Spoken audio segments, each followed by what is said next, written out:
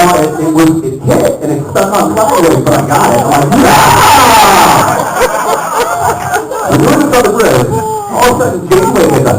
Let me try it. Oh, you don't do it. Grabs my knob, and she throws it. It sticks. She's like, I think I got this. The captain roll. So everyone starts, when I call that, affectionately, the combat toss. That's what it was called. It was a new game that was invented.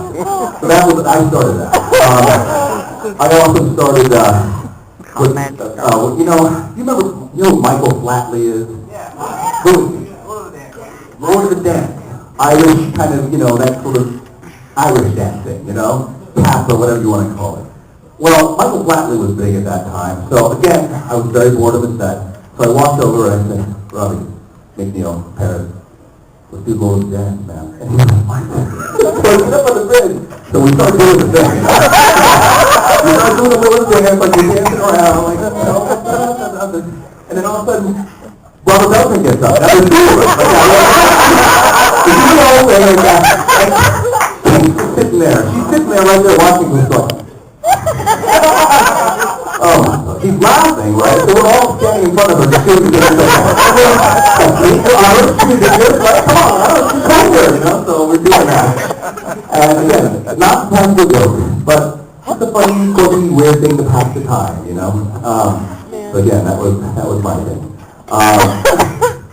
Then again, we would do things like, we would have tape ball wars. Now we would take gaffer tape, electrical tape, ball it up into a big ball, and we sit there. It was mainly Tuvok, myself, and Paris. We formed that triangle of death, I'm an operation. Tuvok, that tactical. I take that thing between takes, obviously, not during the shot. Throw that thing, right? So he'd be sitting there looking at his line, like, oh! So he'd make a few of, he'd throw it at me, we throw it at Robbie, back and forth. One time, my aim was off. I don't know what happened. It came out funny. The release was wrong. It veered. It was headed towards Tim originally, but then veered left and hit Janeway. This was probably the director. But I think it's a secret. But let that. So when that happened, I was in the off station. I went. Auntie Katie's gonna see me. Auntie Katie's gonna see me. So anything, I just took a beer like that, I just stayed there for a few minutes, like that. And then I pop back up slowly, like nothing happened, I go, damn, I good. And when out of the corner of my eye, I see Janeway. She's like this.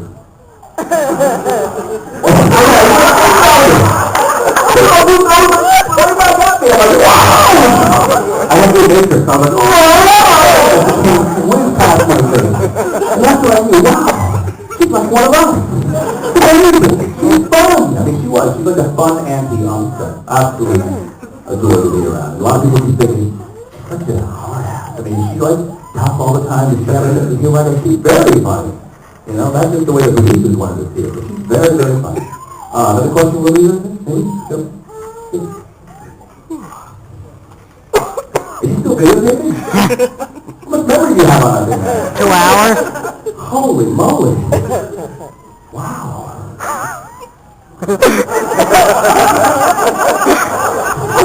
Oh, look at that.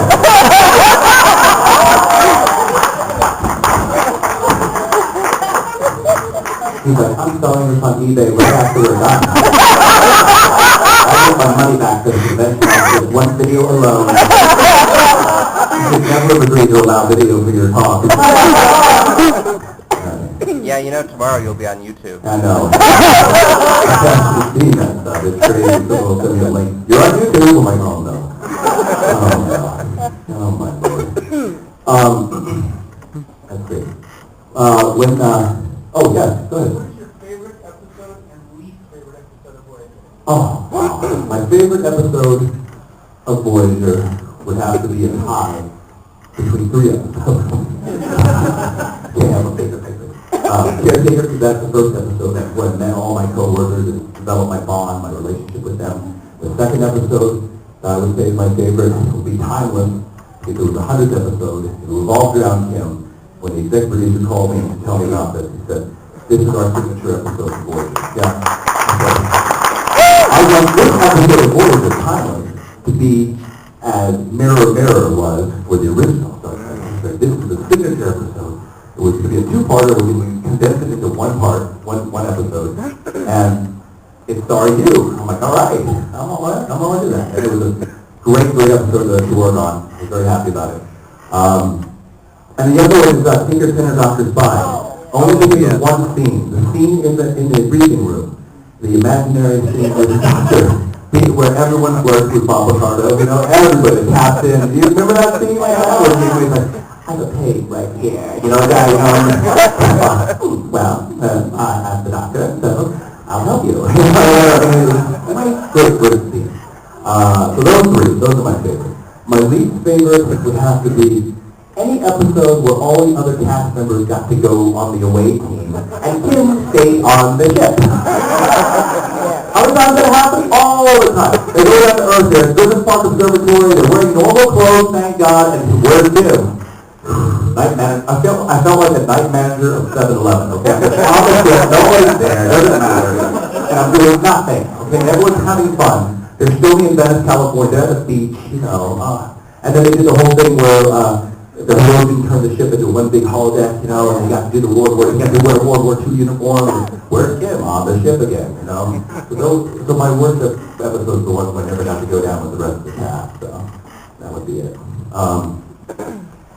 Oftentimes people say, if you were to write an episode, what would it be about? I said, well, I think the fact that Kim fit in for 7 years is probably a big problem in the mind of Kim. And I came across somebody in the U.S. Navy and I said, listen, you're an ensign 7 years later, what rank are you? You're almost lieutenant commander. I go, thank you, almost lieutenant commander. I got so frustrated, I actually went to Kate Mulgrew, actress one day. I was like, Kate, when am I going to get promoted? And she's like, I know. You know, she's all kind of calm me down. And I call the producer up, what's going on here? Well, so who's going to be the ensign? I go, that's not an answer. You know, I was quite upset about that. If I wrote an episode, it'd be about Kim so distraught that he hadn't been promoted, watching everyone get demoted, remoted around him. He's sleeping. He wakes up in his nightmare, kind of sleepwalks. Just goes to everybody else's quarters while they're sleeping, gets in, and steals their rank picks off their uniform.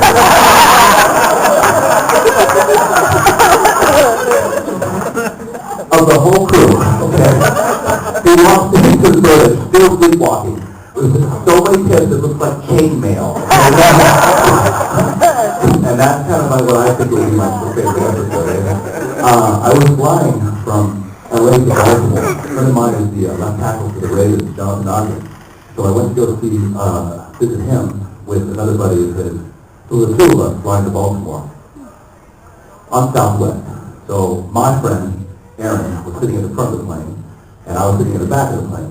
So we landed in Baltimore, get off the plane. Lo and behold, my friend Aaron is waiting for me. And he's not waiting alone. He's waiting with another gentleman standing next to him, a young guy, Asian American, like myself. And I just thought, all right, this is the guy that sat next to him on the plane.